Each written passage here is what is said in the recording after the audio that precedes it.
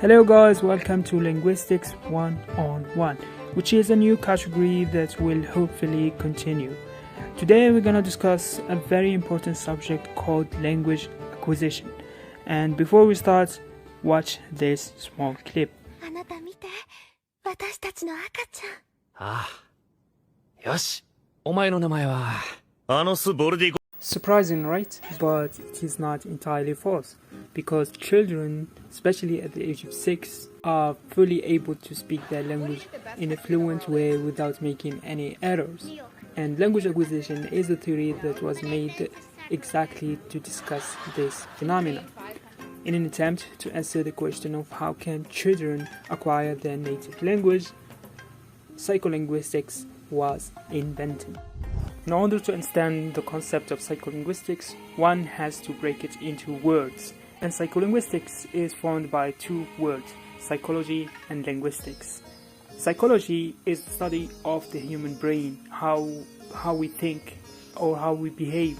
And linguistics represent the scientific study of language, how language is formed, learned or transferred. Thus, we can deduce that psycholinguistics is a reference to the psychology of language, where it studies the relationship between the human mind and language. Therefore, the most detailed definition of psycholinguistic will be the study of psychological and neurobiological factors that deals with planning, perception, and comprehension of speech or language. The most focused area of this study is the investigation of language acquisition by children. And you must understand that psycholinguistics is far vaster than linguistics itself. Even the father of modern linguistics, Noam Chomsky, claimed that linguistics is merely a subfield of psycholinguistics.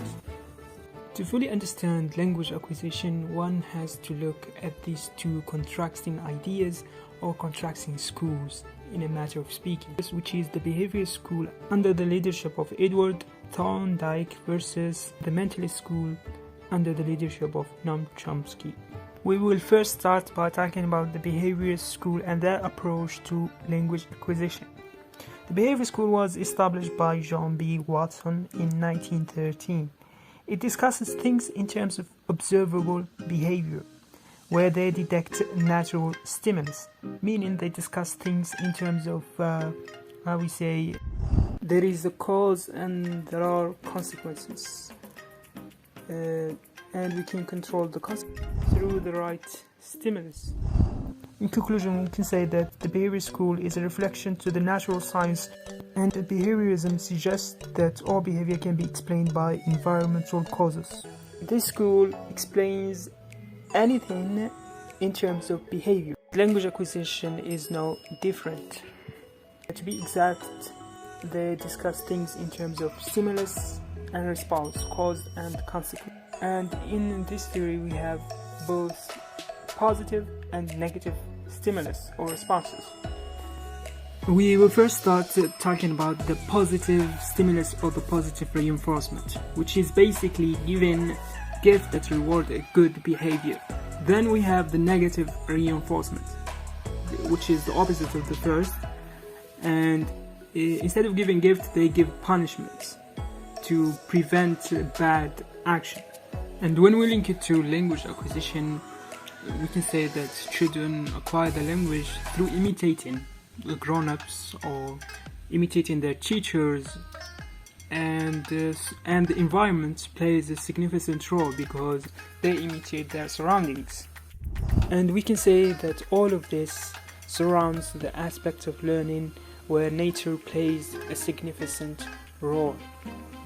Now we come at the part where we explain the second school or the second approach to language acquisition, which is the mentalist school. The mentalist school is considered as the modern school of linguistics.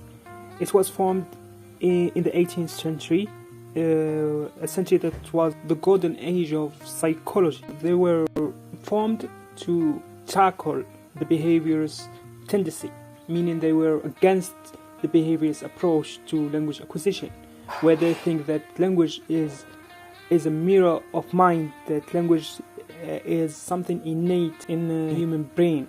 Out of all of this, we can deduce that the mentalist school believe that language is something that human beings are born with it, something biological.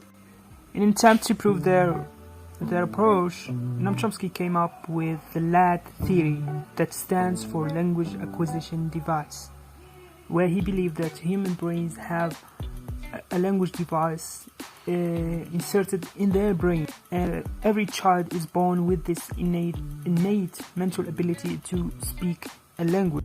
It lays within the child's brain, and it is only active at the age of 1 to 6, and it requires nurturing from parents.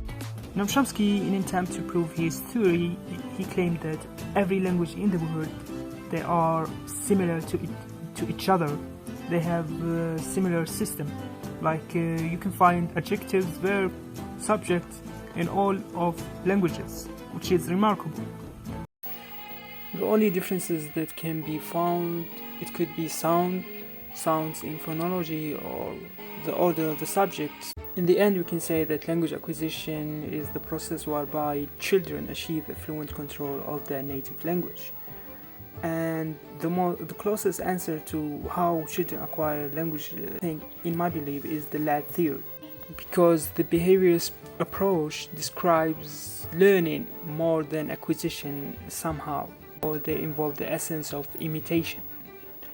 And since learning is entirely the product of experience, and that our environments affect all of us in the same way, we can counterattack the behaviorist approach by saying if we imitate each other, we will all speak in the same way, and this is not really happening. In conclusion, we can say that everybody has an innate language learning mechanism which determines learning or acquisition of language, and both approaches teach us importance of nature and nurture in language acquisition. So we are at the end of the video. Thank you for watching, and share. Yeah, peace.